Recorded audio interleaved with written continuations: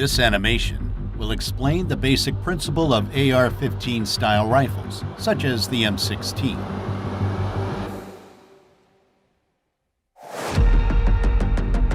The standard M16 was equipped with a carrying handle and iron sights.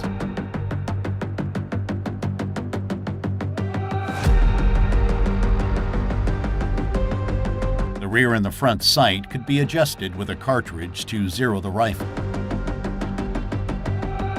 A low-light level sight system for the M16 was also available. It featured a rear sight with a larger aperture of 7mm and a front sight with radioactive tritium for visible light at night. Newer versions have been equipped with a low-light level system and an elevation knob for better targeting.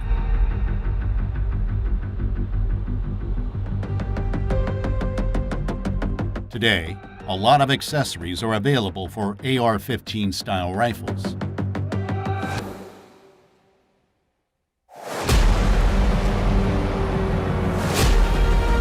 Fluted barrels save weight and dissipate heat easily.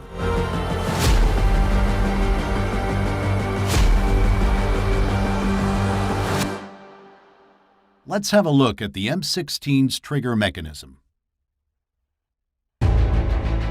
Initially, the M16 assault rifle could fire in semi-automatic and fully automatic mode. When in safe mode, the trigger cannot be pulled because of the selector's shape. When the selector is moved to semi-automatic mode, the recess in the bottom of the selector allows the trigger to move when it is pulled.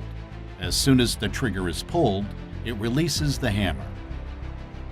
When the bolt carrier pushes down the hammer, the disconnector locks it in place.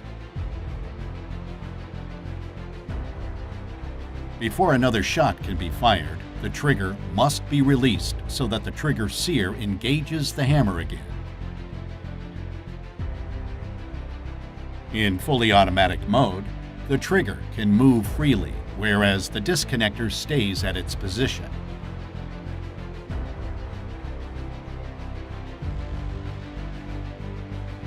The selector has a recess for the auto sear.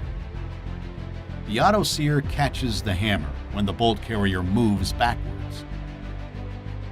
When the bolt carrier moves forward to chamber a new cartridge, the bolt carrier pushes the auto sear forward, releasing the hammer. Now, let's have a look at the bolt carrier. The bolt carrier houses the bolt that has several locking lugs, which are also called bolt lugs, and a cam pin. When the hammer strikes the firing pin is pushed forward. The firing pin hits the bottom of the cartridge, which consists of the case, the propellant, the bullet, and the primer. The case of the cartridge is filled with the propellant. At the bottom of the case is the primer.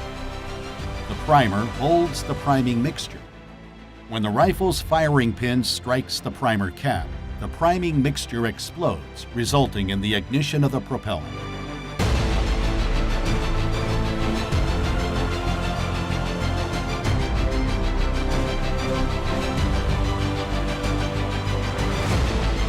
The propellant is available in different shapes and mixtures.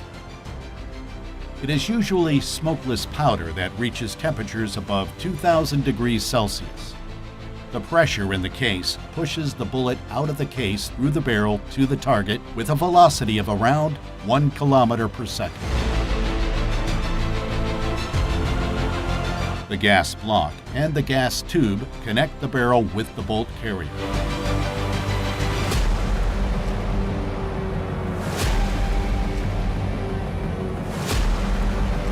Pressure provided by the propellant is transmitted to the bolt carrier.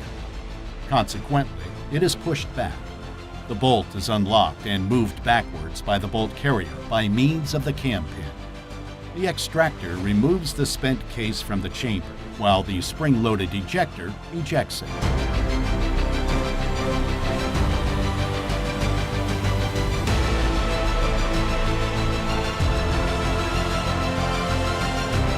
the buffer spring is compressed and ready to release the stored energy.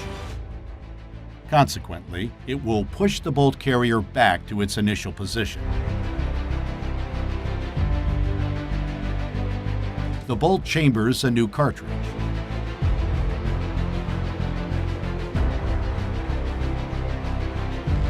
When the cartridge is fully seated in the chamber, the bolt is locked through the rotation. Let's see it again from another perspective. The bolt pushes the cartridge into the chamber. When the bolt cannot move any further, the bolt carrier rotates the bolt through the cam pin. That way, the firearm can withstand the high pressure created by the propellant when the gun is fired.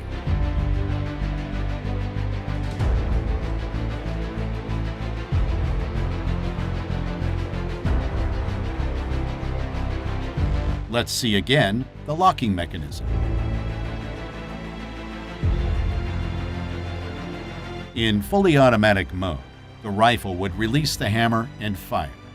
Because many soldiers would fire in fully automatic mode and waste ammunition, the burst mode was introduced.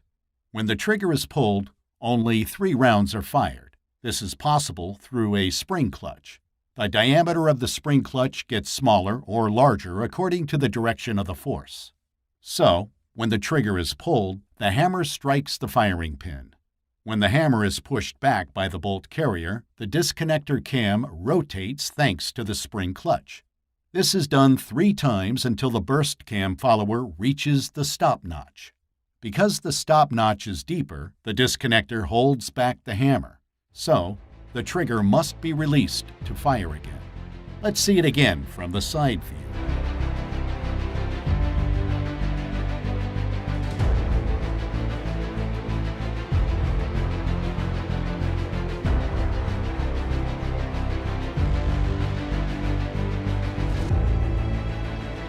The civilian AR-15 can only fire in semi-automatic mode.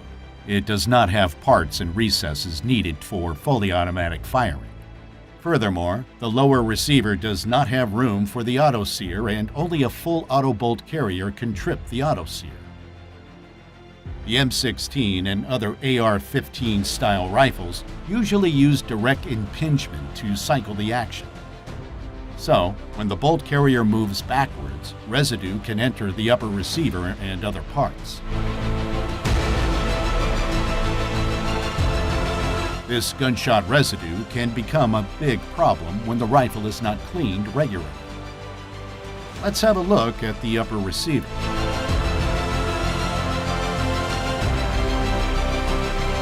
When the rifle is not cleaned regularly, deposits can be found on the walls of the firearm's upper receiver over time. This can lead to increased friction between the upper receiver and the bolt carrier, so that the bolt carrier gets stuck and a new cartridge cannot be chambered.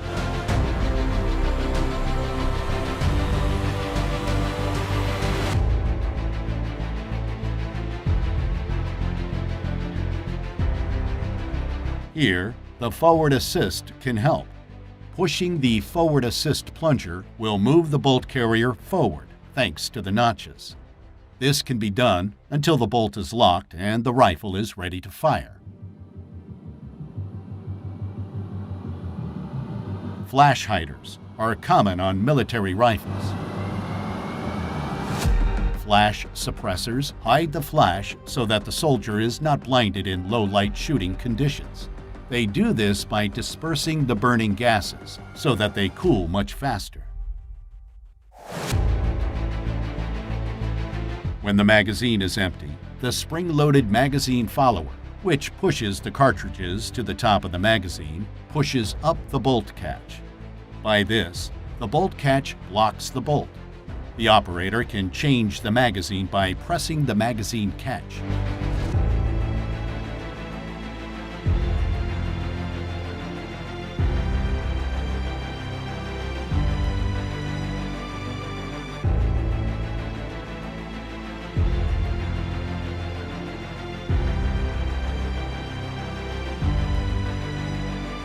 Pushing the bolt catch will release the bolt.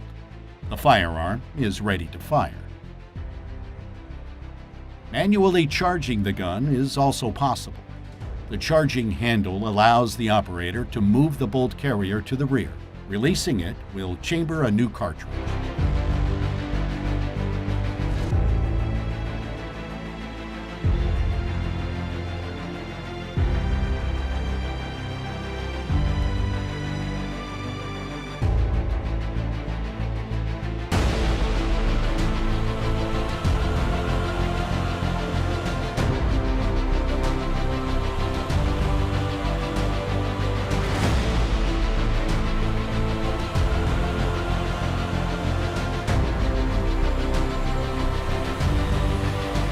Subscribe now and never miss a new animation.